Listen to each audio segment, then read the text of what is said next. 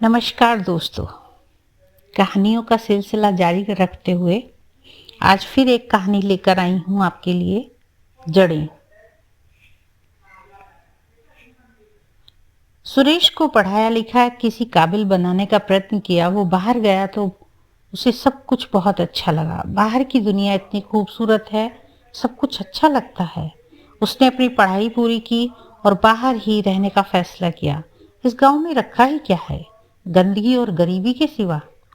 उसे लग रहा था कि उसका जन्म कैसे इस गांव में हुआ भी तो कितने वर्ष वो इस गांव में कैसे उसने बिता दिए।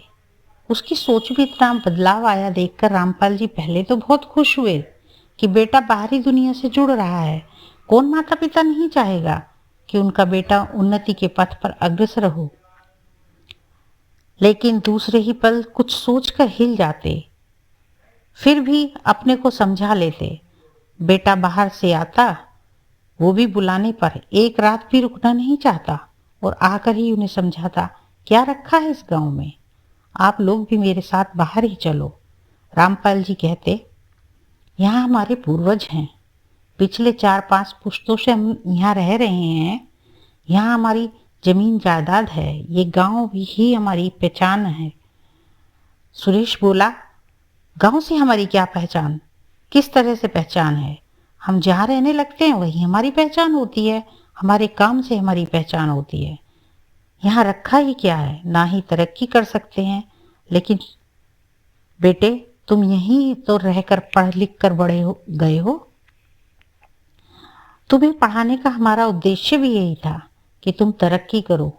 यहाँ रहकर वहाँ रहकर तुम्हें देखकर लोगों को भी प्रेरणा मिले, अपने गांव की उन्नति हो। इस गांव में हमारी जड़ें हैं, पेड़ फलता फूलता है तब तक जब तक वो अपनी जड़ों से जुड़ा रहता है। तुम कहीं भी चले जाओ, लोग फिर भी यही पूछेंगे, कौन से गांव से आए हो, किस जगह के रहने वाले हो। सबको मालूम है, शहरों में दूर दूर से रोजी रोटी कमाने के लिए ही लोग यहाँ आते हैं, लेकिन उनकी जड़ें कहीं और होती हैं। रामपाल जी ने समझाया, लेकिन सुरेश पर तो जैसे शहर ही हावी था। उसने उससे कुछ न कहना ही उचित समझा। सुरेश तो जैसे सफलताओं की ऊंचाइयों को छू लेना चाहता था। उसने कई साल नौकरी की, लेकिन वहां के खर्चे रहन सहन उसकी जेब पर भारी पड़ रहे थे। अब उसका विवाह भी हो चुका था। इस बीच उसने अपनी पत्नी से भी कहा कि तुम पढ़ी लिखी हो, घर की आमदनी में बढ़ाने में मदद कर सकती हो। अब तो दोनों पति पत्नी काम में जुट गए, परिवार बढ़ाने की सोच भी नहीं पा रहे थे। लेकिन माता पिता 4-5 साल बाद कहना शुरू कर दिया। अपने घर को बहुत ही सोच समझकर योजना से चला रहे थे। उम्र भी 30 पार हो गई थी। उसने सोचा कि अब परिवार बढ़ाने के लिए सोचना चाहिए। पत्नी को नौकरी छोड़नी पड़ी, परिवार के साथ साथ खर्चे भी बढ़े, जिम्मेदारियां भी बढ़ने लगी। कमाते कमाते 7-8 साल हो गए। आमदनी भी बढ़ी लेकिन पर्याप्त नहीं थी। शहर में हर चीज की कीमत देनी होती है। अब लगने लगा कि इतने साल नौकरी करने के बाद भी, इतनी मेहनत करने के बाद भी जो सफलता उसने सोची थी उस तक वो नहीं पहुंच पाया है। पिता भी देर सवेर कभी कभी पैसों से, कभी सामान द्वारा मदद कर देते। उसे अब लगने लगा कि शहर में जिंदगी इतनी आसान भी नहीं। लगभग आधी जिंदगी तो संघर्ष करने में निकल जाएगी। नौकरी में इतना पैसा भी नहीं कि एक एक बेहतर जीवन जी सकें। इसमें तो सिर्फ खर्च और फिर बुढ़ापे के लिए एक फ्लैट ही आ सकता है। उसने तो अपनी जिंदगी से बहुत कुछ ही ज्यादा चाहा था, हार मानना नहीं चाह रहा था। उसने फैसला किया कि नौकरी छोड़कर अब व्यापार करेगा। व्यापार से भी वो ऐसा जीवन जी सकता है जिसकी उससे उम्मीद थी। उसने अपने पिता से लेकर थोड़ा धन इधर उधर लेकर व्यापार आरंभ किया। व्यापार चला भी, उसमें लगाने को और भी पैसा चाहिए था। अब नौकरी भी नहीं रही, अब वेतन भी नहीं रहा। अपना खाना अपना कमाना था, कम हो या ज्यादा।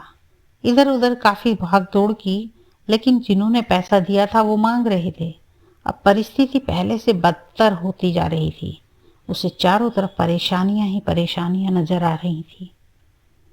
पत्नी अब घर संभाले या नौकरी पर जाए, बच्चे भी छोटे ही थे। उसने जिंदगी की शुरुआत बड़ी योजनाओं से की थी, लेकिन ऐसा भी दिन आ जाएगा, ऐसा तो उसने सपने में भी नहीं सोचा था। उसने एक आखिरी कोशिश करने की सोची। उसने अपने पिता से जमीन बेचने की बात कही।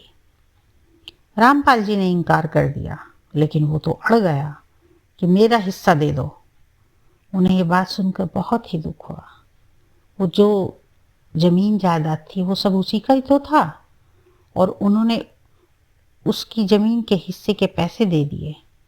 उसने शहर जाकर थोड़ा कर्जा उतारा, घर की भी थोड़ी परेशानियां थी, उनका भी प्रबंध किया। जब उसने देखा कि पैसा बहुत कम बचा है, उसके पैरों की तले की जमीन खिसक गई। अब क्या करे? अब तो जमीन भी नहीं रही। अब उसे जीवन व्यर्थ नजर आने लगा, चारों तरफ जिम्मेदारियों का बोझ। उसने तो पैसा व्यापार में न लगाकर अपने पास रख लिया और मेहनत करता कि किसी तरह व्यापार बढ़े, लेकिन तभी एक महामारी फैल गई। जो थोड़ी उम्मीद उसे थी वो भी खत्म हो गई।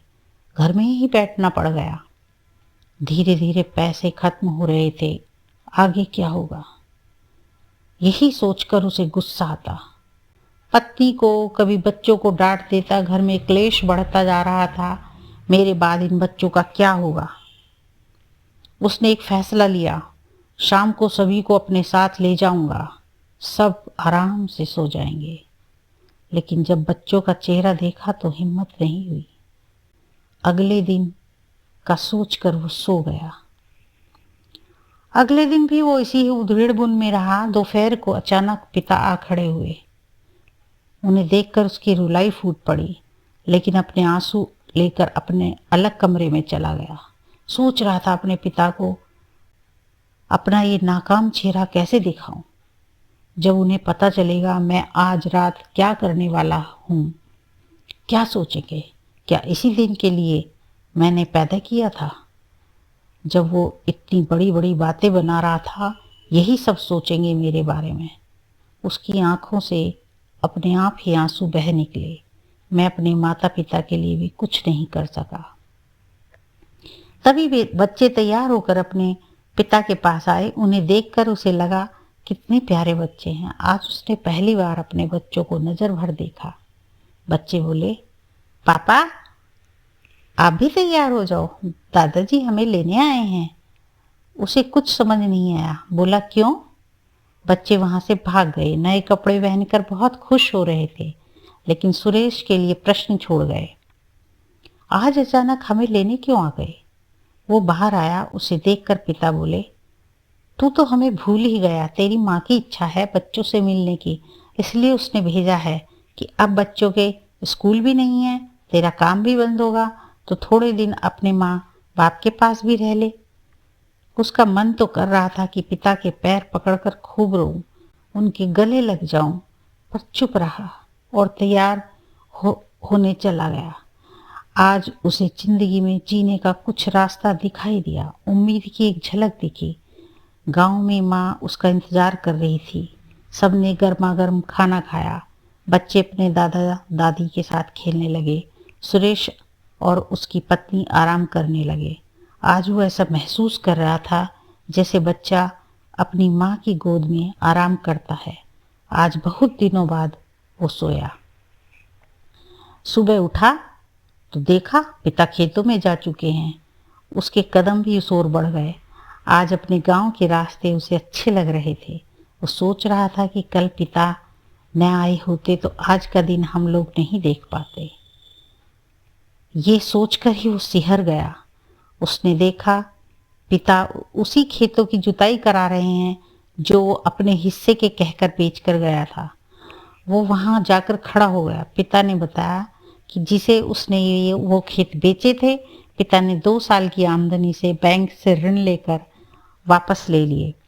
जो कुछ भी है तुम्हारा ही तो है। अपने जीवन में परेशानियां देखी, लेकिन अपनी जड़ों से हम अलग नहीं हुए, तभी आज भी हम सक्षम हैं। हम अपना ही नहीं न जाने कितनों का पेट भरते हैं। जब ये महामारी खत्म हो जाए तो चले जाना। वो वापस घर आया तो उसने सुना माँ कह रही थी, बहू तूने अच्छा ही किया जो हमें फोन कर दिया। हम तो वैसे ही तुम लोगों की चिंता में परेशान थे। कुछ दिन यहीं रहो, बच्चे भी यहाँ आकर खुश हैं। अब सुरेश को पिता के अचानक आने का पता चला, पर उसे अच्छा लगा। अब वो पिता के साथ ही खेती में रुचि लेने लगा और पिता की देखरेख में ही नए तरीकों से खेती करने लगा। अब उसने वहीं रहने का फैसला जो ले लिया था। धन्यवाद। आपको ये कहानी कैसी लगी? अच्छी लगे तो लाइक कीजिए और सब्सक्राइब भी कीजिए। धन्यवाद।